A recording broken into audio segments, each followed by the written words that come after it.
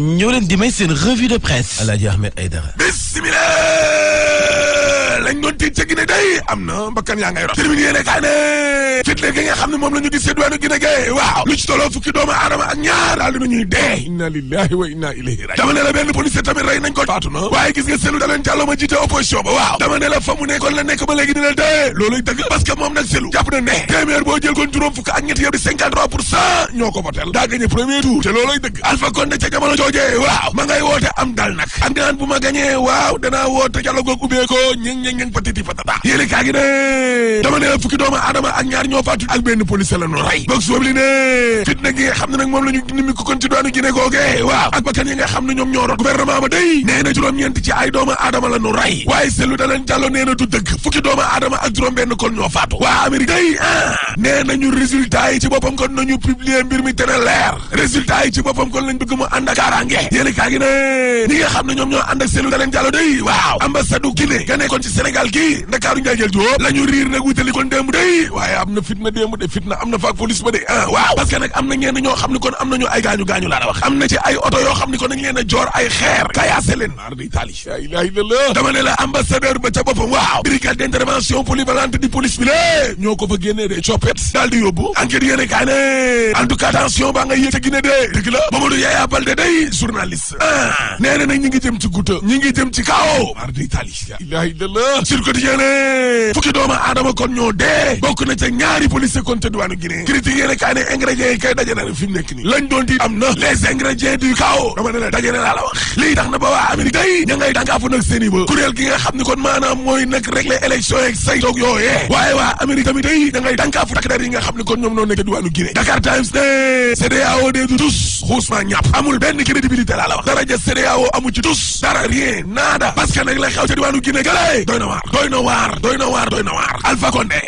daal di jël nag police ba ca boppam njiital police ba ca boppam kon mooy complice su Alpha Condé ñu daal di wër kër Cellou Dalein Diallo tëj waaja ca biir di préparer na kon seeni résultat ngir Alpha Condé mën a jàll ci premier tour du fi amee dama ne la am sàcc la ci élection yi hold-up électoral la te Alpha Condé nag lii nii yàgg na ci de wàllum violation yi lée processus électoral ba fa la doore ak li nga xam ne moom la waa CEDEAO gëm siq a protocole la ci lu jëm na ci wàllum démocratie ak yorin gu baax di bonne gouvernance Alpha Condé violé rek la fi nekkee le tey mooy yéene kaay ne présidentielle 2020 ba day waaw troisième mandat wu Alpha Condé bi lée tax na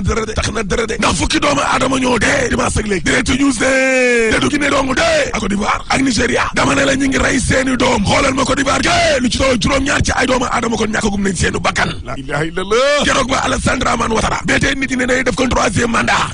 calar Laurent Gbagbo ak waa këram lànk ndaari tëdd ca suuf keroog la Côte d'Ivoire duggaat nag maanaam ci guta gu rëy fitna gu bees dëgg la yéeni kaay pa jogoy fay bi ne gis nga Afrique sowu jant gi lée fitna ga jugati na de maa la ko wax te xoole Union africaine ak waa CEDEAO ñu ngi ne pataaral nag laa la wax ministre France guñ denk lépp lu jëm nag ci wàllum bitim réew nee nañ benn doomu jàngoroy politique day virus politique la njootees nañ ne ay nguur yu bare bari danañu daanu te ñaxtu askan wa ca boppam kon ñoo leen di daaneel ci diwaanu Afrique lée contestation populaire direct news yamu da parce que journal bi nee na Sénégal ci boppam tamit rëccul de mar di tali waaw rëccul kon ci wàllum ñaxtu googee ndax gis nga li askan wi dund ak la ñuy wax ak li suñ gouvernement bi dund ak la ñuy wax comme yàlla ak yàlla laa la wax terminé ne kaay ne njiitu réew Afrique yi nga xam ne ko dañuy langaamu ci nguur bañ na duñ bàyyi waaw ñoo ñàkk jom la honte gàcceewu continent baa ngi nii laa la wax gàcce la léegi nag askan wi ci boppam kon ñoom ñoo war a jóg jël seeni matukaay di wàllum responsabilité c'est le peuple qui est souverain de dëgg la yeewu leen Thierno Lo PCA Sentex ci la quotidien yéene kaay waaw nee na Macky Sall bii mooy mandat mu mujj bii mooy second et dernier mandat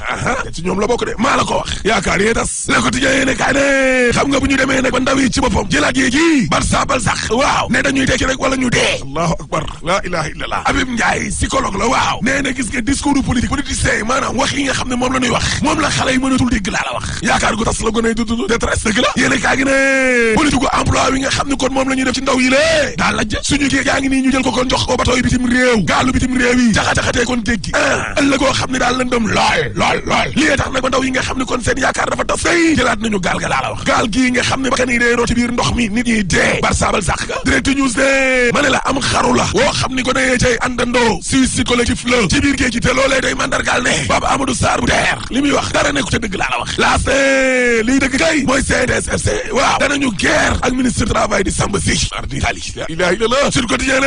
élection locale yi day boo sàgganee danañu ko ajaade mar di tali waaw parce que nag wàllum audit fichier bi la mbir mi tardé na di ak wàllum évaluation processus électoral ba Mamadou Dieng arc-en-ciel ci Les Échos yéene kaay waaw nee na gis nga boo leen bëggee dëgg opposition bi dañ leen a nax ci dialogue bi ñu doon def dañ leen piégé te xam nga lan moo ci gën a garaaw opposition bi dialogue bi tasaaroo sax lañ ca jëlee laa la wax ñoom dañ caa divisé wu te nag buñ nax suñ bopp fii kenn daal la ñuy songu kenn cible bi way laa xanaa ñu yónni la mission comme ni ko ñenn ñi di defee ci biir opposition nekk ci opposition bi ba pare di liggéeyal Macky way sam doy na waar libération yéene kaay dee nee na li doy waar mooy procès boo yi lée mariage su góor jigéen yo waaw o Njaay mi lée ak Afal fukki at ak juróom benn la ñoo nee nañ li def ñoo ko tey am na benn élève bu nekk lycée de la Fosse ak benn agent de sécurité bu nekk ca université Ndakaaru waaw ña nga ca biir ñoom ñëpp caabi féete na leen ginnaaw laa la wax démb Les Échos yéene kaay ne sayu góor jigéen yooyee ca Sacré-Cœur 3 extension waaw ñoom 25 góor jigéen yëpp ña nga ca kaso ba laa la wax Le Témoin yéene kaay Tribune yéene kaay ne coowal otoy police dañ doon wax démb day waaw waa police indi nañ ca ay gindi ndax nee nañ juróom benn téeméeri millions yooyee ngeen di dégg day nee nañ njëgal ay oto la fii ba ñetti at laa la wax ngir yee salaat seen oto yi juróom ñeen fukki millions yu teg yooyee fukki junni 90 millions 50 mille yi waaw loolee boo dajalee njëgal ñetti oto ya la laaste Macky Sall tey ji le day waaw dana daje nag ay maire am ak président wu département yi yéen kaa gi ne ñi nga xam ne en tout cas ñoom ñoo ànd ak Mimi Touré day waaw ña ngay song nag Mahmoud Saleh day ne Mahmoud Saleh mooy jaxase Mimi Touré ak président moom président moo mais l'observateur nee na en tout cas nguuram gi day waaw lu tolloo junni ak ñetti téeméer ci ay milliards la ñu yokkal seen bopp de maa la ko wax ngir wàllum bor yi la nguur gi dafa am lu muy nëbb parce que bor bi fi nga xam ne foofee lañ leen war a yemale boo sàgganee dañu koy rombi de ndaw milliards yu bari waaye nag ak lu milliards yi bari ci bor bi du gën a bari mukk milliards pétrole ba déedéet parce que suul gaz du ko tere xañ te troisième mandat dañ ko fi tere rek boo paree ma ne la alaaji tëjal gouvernement bu jagadi ca Petit Mbaaw bari na lool nappkat yuy jàmbat jafe-jafe yi nga xam ni moom la ñuy jànkuwanteel surtout nag société africaine de raffinage bi commencé di xëpp ay mbalitam ci géej gi la muy yàq ci seen i mbaal di ko rey ci ay jën faaw kilifa yi war nañ cee wax dinañ ci dellu sot loolee faram fàcce ko itam ci xibaar yi des na wax sport yi fi bàyyi ma an tëmbub la ndax képpe ko yéene kaay ak Alaaji Ahmed Aïdara. Voici Trafic News. asalaamaaleykum. Aleykum salaam Mansour. Aba situation tali bi. Voilà, merci beaucoup. Derrière sur la route nationale bàyyi nañu ay jafe-jafe yu xaw a tar diggante Fass Mbao rond-point Sicap Mbao jëm du côté de Fass Thiaroye complet c'est compliqué en ce moment bu ngeen ko dépassé mën ngeen progresser dans l'autre sens aussi sur la VDN di traversé ñu xamal ay jafe-jafe yu tar daanaka yëngu leen échangeur bu baax jëm du côté de Saint-Lazare complet de collision diggante benn Ndiaga Ndiaye ak beneen oto tax na ba dem ba dikk bi lompoñ ci ak boobu kon vous êtes avertis pour qui avez choisi la VDN Mansour. asalaamaaleykum. fexe làbbaliwaat suñu industrie mu gën a dox bu baax loolee mooy intervention président de la république démb ci conseil des ministres urgence assurance ak développement mu gaaw lool ci ñaareelu phase bu plateforme industrielle fële ci jëm ñaajo waaye itam mënta ñàkk ñu accélérer la cadence bu fekkee bëgg nañoo am li ñuy xaar te itam sumb ko ni ay naal faaw ñu gën a baral jéego yi Fatou Abdou Ndiaye. njiitu réew mi ci mi muy door li nga xam ne moo ñeel conseil des ministres bi la mu njëkk a waxtaanee mooy ñu daal di fexe ba gën a baral loxo bi ci ñeel wàllug industrialisation bu réewu Sénégal lu ni mel nag tax na ba mu wax jëriñ ñu dénk wàllug industrie économie mu daal di fexe ba gën a gaaw ngir li nga xam ne teg nañu ko jëm ci stratégie nationale ngir développement industrie yi bokk na ci secteur privé bi nga xam ne bëgg nañu gën a yëkkatiku ginnaaw bi nga xam ne moom secteur privé bi ak gouvernement bi ñoom ñoo mën a àndaloo fexe ba sumb ci li nga xam ne moom dippee industrialisation moom njiitu réew mi nag wax ne bi ñu denk wàllu industrie ak coopération ñu fexe ba daal di taxawal ñaareelu phase bu plateforme industrielle bu Diamniadio ngir rek li nga xam ne moo ñeel acteurs yi yëngu ci wàllu institutions yi ak partenaires yi naka la ñuy fexe ba yembal seen liggéey te loolu it dinañu fexe ba taxawal ay agropole ngir gën a mën a ñoñal liggéey bi ñeel wàllu aménagement ak développement territorial bi nga xamante ne dafa tënku ci wàllu collectivité territoriale yi nga xam ne war nañoo dugg ci mbir mi muy fàttali moom njiitu réew mi sax ne alxamis gii dina fexe ba daje ak élus territoriaux yi lu ñeel wàllu édition bu njëkk bu journée nationale bu ñu jagleel wàllu décentralisation. Fatou Abdou Ndiaye xam ngeen ni ren ñi am baccalauréat tollu nañu ci 65 000 juróom-benn fukki junni ak juróom loolu nag dafa laaj kon ay infrastructure muy université yu ñu leen orienté ndax yi fi nekk xajuñu fa ak lu toll ci junni jàngalekat lu néew mënta ñàkk itam muy sukkandiku ci kàddu waa SUDES ESR muy SUDES seen pàcc bi yor wàllu enseignement supérieur seen secrétaire général Oumar Dia di interpeller gouvernement bi lu ko mooy coow dong mooy amaat nañ ko déglu.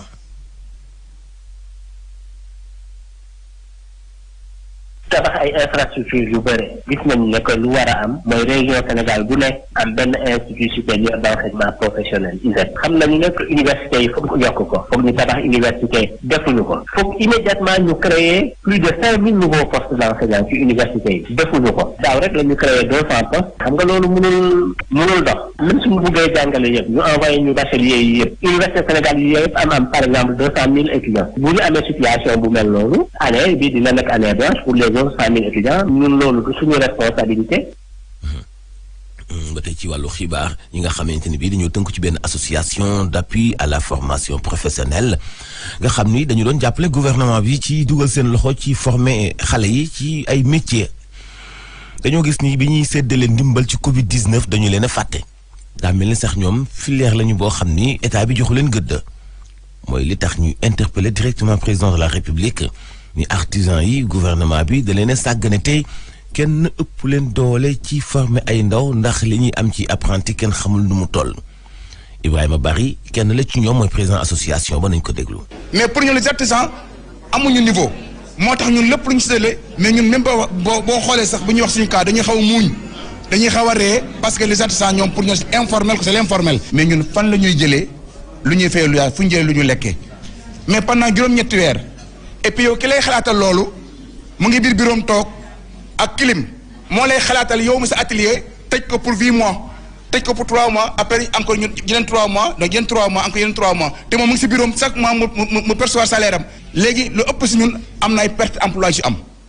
atelier tëj na ñu bari dàq lañ toog nañu ñooñu moo tax xool leen temps yi nu kii bi reprise comment dire encore Barça wala Barsàq bi géejoon na fee am. la moo tax mu am léegi parce que Covid-19 bi relance bi maanaam daanu économie ni mu daanu léegi booy dajewaat nañ encore pour demaat ndax arrêté woon na parce que lu tax mu démarré waat parce que dëkk métti na. ma nga noonu la di président association bi boot artisan yi nekk ci Sénégal société africaine de raffinage muy SAR dafa am ay xeetu essence ay desit yoo xam ne daf ko xëpp ci géej gi ga nekk ci Petit Mbaaw xëppam googee nag xawma kilifa yëg nañ ko mu yëguñu ko waaye musiba la fa indi. ndax nappkat yi kenn mënatu la fréquenter géej ga sa mbaal day yàqu la fa dee ci ay jën kenn xamul nu mu toll ñoom nappkat yi dañoo jàpp ni non seulement environnement bi ñuy yàq ci mattay waaye ñoom nappkat yi daanaka ci uwa la ñuy dund ndax mënatuñoo liggéey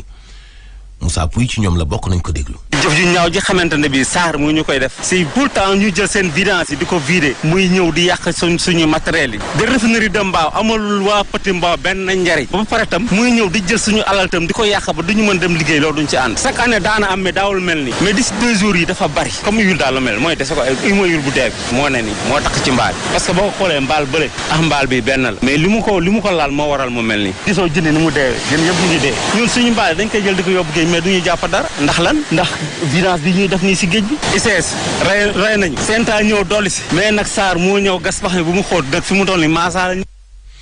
waa Gambie incha allah daañu dooraat bateau bi daw diggante Bara ak Banjul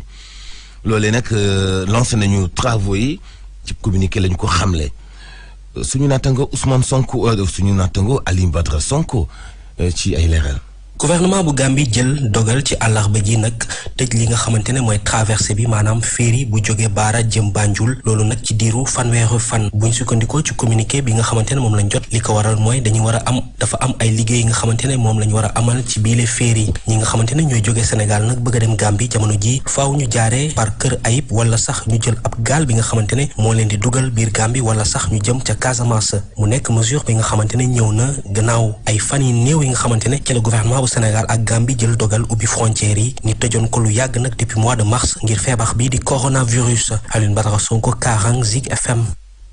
Alioune Badara Sonko commune Parcelles Assainies sukkandiku ci organisation internationale de la francophonie OIF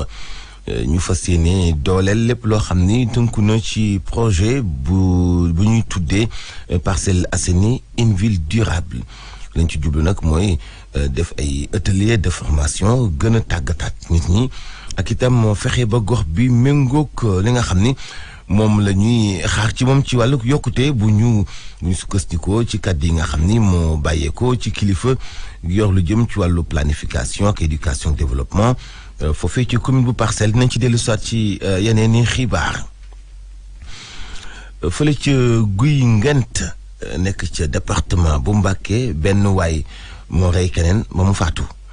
loole nag di lu doy waar victime ba jamono ji tembe teg nañu ko loxo waaye dañoo jàpp ni kon ñoom ñaar ñëpp ñoo bokkoon xëy na benn daara en tout cas sapeurs-pompiers ñëw na jël cadavre ba gendarmerie moom itam def constat ñu daal di lancé teg loxo waa joojee nga xam ni moom moo buum ka ca des foofee ci Guy Ngent ñu fekk fa Abdoulaye Diagne. askan wi yeewoo ci dëkk bi di Guy Ngent yeewoondoo ci ak tiis ak njàqare diggante dëkk bi ak Mbàkke toll ci 10 kilomètre ak juróom benn waaye bu toll ci 40 at càmpaak benn nattangoom bu mu bokkal benn daara bokk ak moom benn nekk lépp jóge ci ab werante ba si di jóg noonu la réeroo am ba kenn ki mujj faat morom ja loolu nag mi ngi am ci jamono yi nga xam ne kii seen jëwrin dafa génnoon ci ab tukki ñu yëgal ko brigade gendarmerie bu Mbàkke ak sapeur pompier bu Touba ki faate ne meng ne menteñ kenn mënugu ko tegi gët néewup ki ci ñàkk bakkanam jël nañ ko ba yóbbu ko morgue hôpital Matlaboul Fawzeyni bu Touba. Abdoulaye Diagne Mbàkke Zik FM. Abdoulaye Diagne Guinée moom fi mu nekk nii dëgg-dëgg ña ngay fa ak bakkanu nit ña fa dëkk démb ña fa dee bari nañu bi ci mujj sax di benn xale bu jigéen bu am lu toll rekk ci 2 at ci ba ñuy soxwante lañu ko dóor benn bal mu daal di faatu ca Labé itam noonu la fa yëf ya mel daanaka dëkk ba violence ko tëj moom complètement am na benn xale boo xam ne moom itam bal lañu ko dóor ci bopp mu daal di faatu lu mooy loolu itam ci dëkk bii nga xam moo tudd Mamou noonu itam la fa manifestation yi mel gis nañu fa moom itam kenn ku dee benn xale ak itam benn xale bu jigéen wala sax une fille et un garçon la ñu wax kon xanaa benn xale bu góor benn xale bu jigéen bu bokk ci benn famille ñoom ñoo dee ca mbedd ma sax lañ leen fore nag xëy na dañoo doon génn di seetaani manifestation ñeenta ngoog ma lim xanaa ñu jàpp itam ni am na yeneen assassinat yoo xamante ni bii njort nañu mu am daanaka li fa am gëj na fa am ba bi ci guddi fitna jàngay gën di metti bu ñu sukkandikoo ci information yi bàyyeekoo ci africaguinée.com. Côte d'Ivoire ginnaaw départ bu CEDEAO ci li nga xam moo tënk rek ci violence yi am fexe ba nga xamante ni bii daañu fexe ba dakkal yooyu les violences waaye ci Côte d'Ivoire day taxul mu sedd benn yoon ndax ñu ngi dénombré juróom-ñaari nit yoo xam ni faatu nañu ginnaaw bi ñuy amal ay jàmmaarloo ci lànk ni paa ba fa nekk te sant Ouattara du xëccoowaat ñetteelu mandat lu ko may na doon responsable ci lépp loo xamante ni bi am na fa dëkk bi tudd Dabo ci altine ji digganteem ak Côte d'Abidjan du capitale ba toll ci 40 kilomètres am na ay fitna yu doy waar yoo xam ne am na fa bu ñu sukkandikoo ci agence France de presse daanaka daal Côte d'Ivoire fu nekk ni moom itam teneetul Guinée moo njaq sa boy ñooyam te xam ngeen ni élection yi fukki fan rek moo ci des Mali ki nekkoon président bu Mali Ibrahima Boubacar Keïta te ñu daanee leen ko ci diggu weeru août muy coup d'état militaire boo xam ni amoon na foofee ca Mali jamono ji nag mu ngi ci séjour médical ca Émirats arabes unis ñi nga xam ñoo féete ak moom nag jamono ji noppi nañu ngir tatagal ko bu fajoo ba wér ba ñu bisiwaat waaye en tout cas li ci mën di am itam dànkaafu nañu ni soldats yi nañ ko defal ak jàppandal mu daal di ñibbisi itam Boubacar Keïta am na juróom-ñaar fukki at ak juróom laata muy daanu itam amoon ay coow yu métti yu fa amoon ñu digganteem ak imam boobee fa nekkoon ñu doon xëccoo ci ñàkk juboo ci ay kàddu ba gis nga fa yëf yu mujj muy ñu daaneel ak nguuram léegi fàttaliku leen nii li ko daloon nag mooy accident vasculaire cérébral boo xam ni moo taxoon mu dem foofee ci Émirats arabes unis dañu foogoon ni sax day sax fu wéy waaye fexe nañ ko xettaliwaat ba mu liqaliku ci Mali ga mu dëkk laataa ñu koy évacuer di ko yóbbu ci bitim réew fukki simila ak juróom a toftalu ci juróom-ñetti waxtu. Voici Trafic News. Aba situation tali bi. Voilà, merci beaucoup. Jot nañu yërndu yoonu Yaraax bi bàyyi ko passage à niveau bi jëm marché aux poissons. Des ralentissements sont à noter ci trajet boobule ñu regagné route nationale bi à hauteur du rond-point de la Cité Lobatt Fall yéen ñi bàyyi ko Pikine ak du côté de Guédiawaye transité par fi nga xam ne technopole bi jaare noonu wutal le rond-point boobule dafay xaw a jafe tuuti même ak bàyyi ko foofu la aussi ci jëm rond-point Cambérène des ralentissements sont à noter Cambérène ci boppam c'est le point de transit des véhicules bàyyi ko Pikine Kassi ak Maristes tax na ba foofu la aussi da ngay taaxirlu soo ko weesoo ba doog a progressé wutali pas douage Mansour.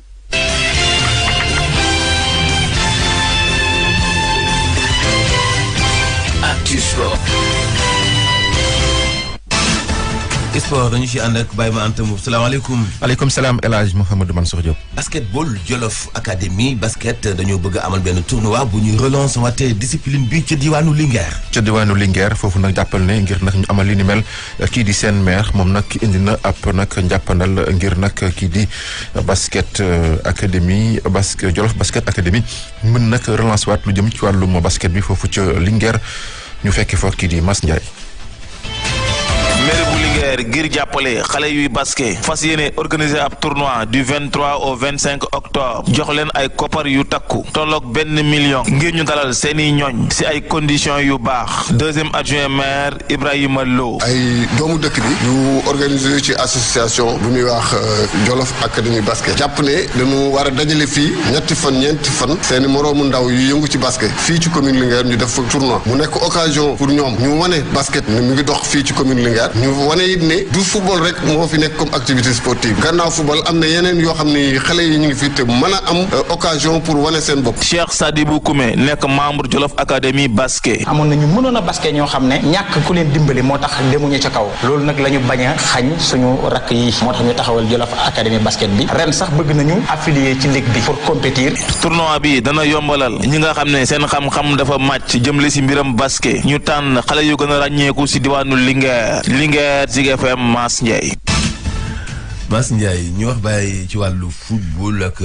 match amicaux yi suñu gaynde ndaw yi daañu dem ca Maroc ngir waajal zone UFOA. waaw jàppal na sa waxtu yi ñoom ñi lee ñoo ngi foofu ca Maroc ngir nag amal fa ab ñaari jongante xarito ni ki ñaar fukki fan ak ñeent ba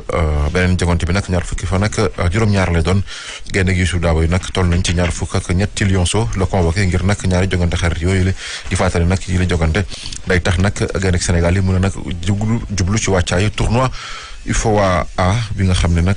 moom mooy tax ku ci mën a qualifier rek dem foofu ca Mauritanie bi nga xam ne moo fa seen daral lu jëm ci wàllu CAN U20 di fàttali nag boobule compétition ci atum 2021 lañ koy amal fii sax le tournoi qualificatif nag di amee di fàttali nag tamit ni Sénégal moom mi le bokk na ci ak ñi di waa Guinée ñi ko noonu Guinée Bissau Mali Sierra Leone ak Libéria ñi ko noonu waa Gambie ak Cap-Vert te benn équipe rek moom moo ci qualifié.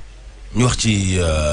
Ligue africaine des champions. Ligue africaine des champions gannaaw nag ba mu ñàkkee ci kanam ñii di waa Zamalek benn bal ci dara Raja bu Casablanca bu moyul nag ni ki ci samedi gi du football match retour bi ndaxte soo xoolee dafa am nag juróom-ñeent ci ay joueurs yoo xam ne dañ leen testé ñoom lii di coronavirus ba tax na nag ñoom seen réew sax jël ab décision ngir nag retiré waat autorisation bu leen mayoon ngir ñu dem foofu ca Maroc waaye nag jàppal na waxtu wi kon ñu jàpp ne nag boobu la jongante wóorugul nag mu am nit ki samedi gi ñu jëm. nañu wax ci Ligue européenne des champions. démb la ñu ndar kepp bëccëg bu njëkk ci Ligue européenne des champions ci groupe A bi nag ci diggante Salzbourg ak Lokomotiv bu Moscou ndam demul ndam dikkul ñaari équipe yi ku nekk dafa dugal sa morom ñaari but Bayern Munich bi nga xam ne moo yor raaya gi waxtu wi dafa dalal ñii di waa Atlético bu Madrid daan ko ñeenti bal ci dara ci groupe B bi nag Real bu Madrid moom dafa nag am mberteel gannaaw ba ko Shakhtar Donetsk fekkee foofu ci Santiago Bernabéu daan ko 3-2 Inter bu Milan ak Borussia Mönchengladbach dañu témboo ku nekk dugal sa morom ñaari but ci groupe C bi nag Manchester City moom moo daan ñii di waa FC Porto 3-1 Olympiakos moom dafa dalal ñii di waa Olympique bu Marseille daan leen benn bal ci dara ci groupe D bi nag Ajax moom Liverpool bu Sadio Mané moo ko fekkee daan ko benn bal ci dara kon jàppal ne sax bit boobu noonu Sadio Mané contribué na ci bu baax a baax ndaxte moom moo tax ba défenseur bi di Ajax dugal contre son camp moom nag dafa génn ci 60e minute bi am nag ab blessure jëm ci genou bi waaye nag ki koy tàggat di Jürgen Klopp ba ngi dalal xel yi beneen jogante bi nag doxoon ci diggante Midtjylland ak Atlanta moo ko daan 4-0 Hadj Mansour kon lii moo fi gënoon fës jëm ci xibaaru tàggat yaram. maa ngi lay jaajëfal Baye Ma Anta Mbow ñu xuus si xibaar yi. Bon café